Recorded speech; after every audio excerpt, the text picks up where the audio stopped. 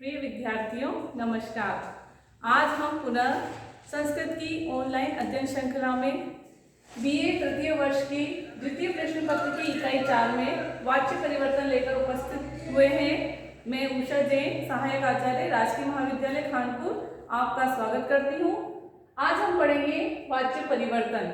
आपके सिलेबस में second paper की 4th इकाई में वाच्य परिवर्तन है, जिसमें से 10 या 11 नंबर के प्रश्न आएंगे।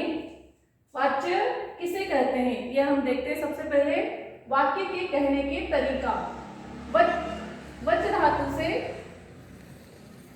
वाच्य शब्द बना है कि वाच्य को कहने का तरीका किस प्रकार है। जैसे मैं पढ़ता हूँ और मेरे द्वारा पढ़ा जाता है। संस्कृत में 3 वाच्य होते हैं: कर्तृवाच्य, कर्मवाच्य और भाववाच्य। कर्तृवाच्य नाम से इसके स्पष्ट है। कर्ता जिस वाक्य में, जिस कहने के प्रकार में कर्ता प्रधान होता है उसे कर्तृवाच्य कहा जाता है। कर्मवाच्य जहाँ कर्म प्रधान होता है वह कर्मवाच्य होता है। और भाववाच्य जहाँ कर्म प्रधान, कर्म नहीं होता है और यह क्रिया ही जहाँ पर मूल होती है, मुख्य होती है, वह कहलाता है भाववाच्य। इस प्रकार 3 वाच्य होते हैं। अब हम इनको अलग अलग देखेंगे ताकि आप लोगों को अच्छे से समझ में आ जाए। कर्तृवाच्य, कर्तृवाच्य में जहाँ कर्ता प्रधान होता है, कर्ता मुख्य होता है, अर्थात क्रिया कर्ता के अनुसार ही कार्य करती है। पहला पॉइंट है कि कर्तृवाच्य के वाक्य में कर्ता हमेशा क्या होता है? प्रधान होता है, मुख्य होता है। दूसरा इसका मुख्य बिंदु है कर्ता प्रथमा विभक्ति में होता है। कर्ता प्रथमा विभक्ति में प्रयोग किया जाता है। और अगर वाक्य में कर्म है तो कर्म में कौन सी विभक्ति आएगी? द्वितीय विभक्ति। कर्म में द्वितीय विभक्ति आती है। और जो क्रिया है वह क्रिया कर्ता के अनुसार चलती है। देखिए यहाँ पर, देखिए आप ऊपर, कर्ता, कर्म और क्रिया। कर्ता प्रथमा में होता है। इसका छोटा सा फॉर्मूला है, आपको अगर याद रखना, ज्यादा याद नहीं रखना पड़े तो 121 याद रख लीजिए। कर्ता प्रथमा विभक्ति में, कर्म द्वितीय विभक्ति में और क्रिया 1 यानी कर्ता के अनुसार 1 to 1। क्रिया कर्ता के अनुसार चलेगी। तो कर्ता प्रधान या मुख्य होता है, कर्ता प्रथमा विभक्ति में होता है। और कर्म अगर हो, नहीं हो तो कोई बात नहीं है, लेकिन अगर कर्म हो तो वो द्वितीय विभक्ति में होगा। और क्रिया सदैव कर्ता के अनुसार ही होती है। अब हम कर्मवाच्य को देखते हैं। जैसे मैंने पहले बताया था, नाम में ही स्पष्ट है। कर्मवाच्य जिस वाक्य के कहने के तरीके में कर्म प्रधान होता है, यहाँ कर्म की मुख्यता होती है। और कर्म की मुख्यता होने की वजह से ही कर्म प्रथमा विभक्ति में होता है। यानी ये जब हम वाक्य बनाएंगे तब आपको अगर कहा जाए कि कर्मवाच्य में बदलिए, तो कर्मवाच्य में जो वाक्य होगा उसका कर्ता हमेशा तृतीया विभक्ति में होगा, क्योंकि कर्ता अप्रधान होगा। जब कर्म प्रधान होगा तो कर्ता कैसा हो जाएगा? अप्रधान। और अप्रधान में सदा तृतीया विभक्ति आती है। और कर्म प्रथमा विभक्ति में हो जाता है और क्रिया किसके अनुसार चलती है? जो मुख्य होता है उसके अनुसार ही हमेशा क्रिया चलती है। तो क्रिया यहाँ पर कर्म के अनुसार चलती है। और शॉर्ट में आपको याद रखना हो, जैसा अभी हमने कर्तृवाच्य में देखा था, क्या फार्मूला था? 1 to 1, यानी कर्ता प्रथमा विभक्ति में, कर्म द्वितीय विभक्ति में और क्रिया कर्ता के अनुसार। लेकिन यहाँ पर क्या फार्मूला रहेगा? कर्ता तृतीय विभक्ति में, कर्म प्रथमा विभक्ति में और क्रिया किसके अनुसार होगी? कर्म के अनुसार। यानी यहाँ 311 का फार्मूला होगा। इस प्रकार कर्मवाच्य में पुनः एक बार देखेंगे। कर्मवाच्य में कर्म प्रधान होता है, कर्ता तृतीय विभक्ति में होता है, कर्म प्रथमा विभक्ति में होता है और क्रिया कर्म के अनुसार होती है। अब हम भाववाच्य को देखते हैं। भाववाच्य, भाव का मतलब है यहाँ पर क्रिया की पूर्णता, यानी क्रिया अपने आप में पूर्ण होती है। क्रिया ही वहां पर क्या होती है? मुख्य होती है। और क्रिया मुख्य होती है, लेकिन इस वाक्य में आपको, वाच्य में आपको ध्यान रखना है कि यहाँ पर क्या नहीं होता है? कर्म नहीं होता है। यानी जब हम कर्तृवाच्य से भाववाच्य में बदलेंगे तो कर्तृवाच्य के जिस क्रिया में कर्म नहीं होता, यानी क्रिया कैसी होती है, अकर्मक, उसी को हम भाववाच्य में बदल सकते हैं। इस वाच्य में कर्म नहीं होता है और कर्ता, जब क्रिया मुख्य हो जाती है तो कर्ता वही क्या होता है, अप्रधान होता है, और जब कर्ता अप्रधान होता है तो कर्ता वापस तृतीया विभक्ति में आता है। और क्रिया कैसी होती है, जब मुख्य होती है तो क्रिया अपने अनुसार ही चलती है और वह सदैव प्रथम पुरुष एकवचन में होती है।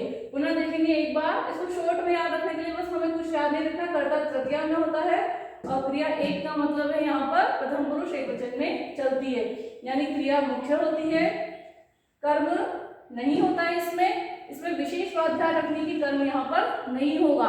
जब आप बदलेंगे कर्तृवाच्य से हम दो प्रकार से बदल सकते हैं, या तो कर्मवाच्य में बदल सकते हैं या भाववाच्य में बदल सकते हैं। तो अब आपको कैसे पता चलेगा कि हमें कर्मवाच्य में बदलना है या भाववाच्य में बदलना है, तो आप देखेंगे कि यदि क्रिया कर्तृवाच्य में क्रिया कैसी है, सकर्मक है, तो वो कर्मवाच्य में बदलेगा, और अगर क्रिया कैसी है, अकर्मक है, यानी क्रिया का कोई कर्म नहीं है, तो वो किस में बदलेगा, भाववाच्य में, क्योंकि भाववाच्य में कर्म नहीं होता है और कर्ता हमेशा तृतीय विभक्ति में आता है। इसमें क्रिया सदैव प्रथम पुरुष एकवचन में होती है। अब हम कुछ उदाहरण देखेंगे परीक्षा में किस प्रकार से आते हैं। परीक्षा में आपको स्वयं को ही यह पता करना है कि कोई भी वाक्य है वह कर्तृवाच्य का है या कर्मवाच्य का है या भाववाच्य का है। वहां इस तरह से लाइन लिखी आएगी, अधोलिखितानां वाक्यानां वाच्य परिवर्तनम कुरुत, या अधोलिखितेषु वाक्येषु पंचवाक्यानां वाच्य परिवर्तनम कुरुत। वो आपको 8 वाक्य देंगे, उनमें से कितनी 5 वाक्यों का आपको क्या करना है, वाच्य परिवर्तन। अब सबसे पहले यहाँ पर आपको ये 5 वाक्य दिखाई दे रहे हैं। 5 वाक्यों में आप पहला वाक्य देखिए कि पहला वाक्य है, आपको ही पता करना है कि ये कर्तृवाच्य का है या कर्मवाच्य का है या भाववाच्य का है। एक बात और पुनः देखेंगे हम कि जो कर्तृवाच्य का वाक्य होता है वह किस किस में बदल सकता है, कर्मवाच्य में भी बदल सकता है और भाववाच्य में भी बदल सकता है। अब कर्मवाच्य का वाक्य होगा तो किस में बदलेगा, सिर्फ कर्तृवाच्य में ही बदलेगा, और भाववाच्य का वाक्य होगा तो वो भी किस में बदलेगा, सिर्फ कर्तृवाच्य में ही बदलेगा। पुनः देखिए कि अगर कर्तृवाच्य का वाक्य होगा, अब कैसे पता करेंगे कर्तृवाच्य का वाक्य होगा, तो जो हमने पूर्व में अभी देखे थे कि कर्ता अगर प्रथमा विभक्ति में हो, कर्म द्वितीय विभक्ति में हो और क्रिया किसके अनुसार हो। यहाँ देखिए, आप पहले वाक्य में देखिए, ये पहला वाक्य है, बालः पाठम पठति, यहाँ पढ़ता है, कौन पढ़ता है, बालक, तो ये करता है और पढ़ता है यानी क्रिया को कर रहा है, इसलिए कौन हो गया, कर्ता इसमें मुख्य हो गया।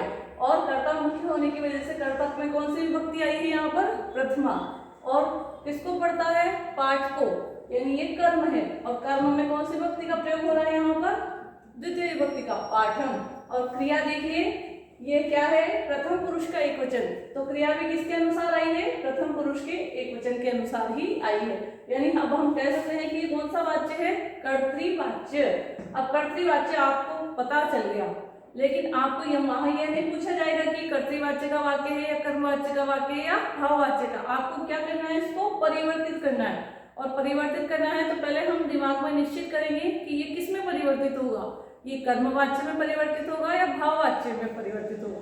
तो आपको पहले पूर्व में बताया था कि भाववाच्य में क्या नहीं होता है, कर्म नहीं होता है, जबकि इसमें तो क्या है, कर्म है, तो ये किस में बदलेगा, ये कर्मवाच्य के वाक्य में। अब बिल्कुल सिंपल है, बिल्कुल सरल है, जैसा फार्मूला है कर्मवाच्य का वैसे वैसे बनाते जाइए। जैसे बालः, तो बाला प्रथमा विभक्ति है, आपको क्या करना है, इसकी तृतीय विभक्ति। अब बालक होता तो बालकेन होता, लेकिन बाला है तो क्या होगा, बालेन, तृतीय विभक्ति इसकी क्या होगी, बालेन, बालेन। अब कर्म किस में रखेंगे, जब हम किस में बदल रहे हैं इसको, कर्मवाच्य में, तो कर्म प्रथमा विभक्ति में होगा तो पाठः, क्या होगा, पाठः। अब क्रिया आपने देखी कि क्रिया किसके अनुसार होगी, कर्म के अनुसार। कर्मवाच्य में क्रिया किसके अनुसार होती है, कर्म के अनुसार, लेकिन हम प्रयोग कैसे करेंगे, तो एक चीज का भी विशेष ध्यान रखें कि कर्मवाच्य और भाववाच्य में क्रिया का प्रयोग कैसे होता है। मूल क्रिया लिखी जाती है और मूल क्रिया में यह जोड़ दिया जाता है, मूल क्रिया लिखी जाती है, मूल क्रिया में यह जोड़ दिया जाता है और उसके पश्चात आत्मनेपदी के रूप चलाए जाते हैं।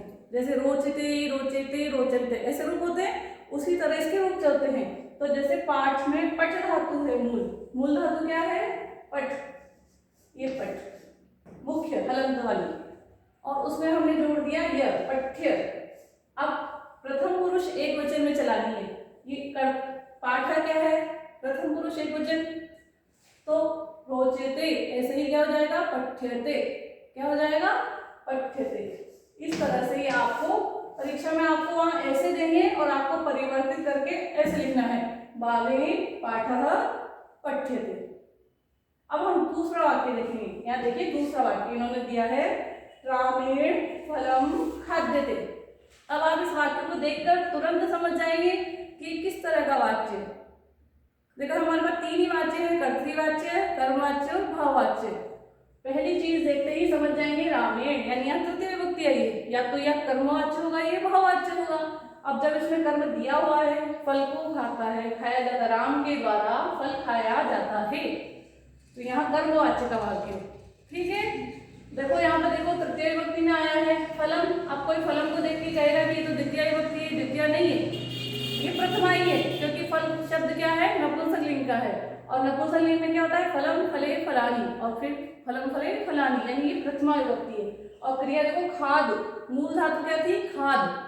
उस खाद में ये जोड़ा तो बन गया खाद्य, और फिर फल की तरह रूप चलाएंगे, फल की तरह, यानी प्रथम विभक्ति एक वचन में रूप चलाएंगे तो खाद्यते, यानी ये कर्मवाच्य का वाक्य है। अब कर्मवाच्य के वाक्य को किसमें बदलेंगे?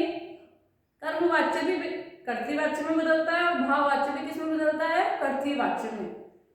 केवल एक कर्तृवाच्य के पास ही दो ऑप्शन है, कर्तृवाच्य का वाक्य कर्मवाच्य में भी बदल सकता है और भाववाच्य में भी बदल सकता है, लेकिन कर्मवाच्य का वाक्य हमेशा किसमें बदलेगा? कर्तृवाच्य में ही बदलेगा, और भाववाच्य का वाक्य भी हमेशा किसमें बदलेगा? कर्तृवाच्य में ही बदलेगा।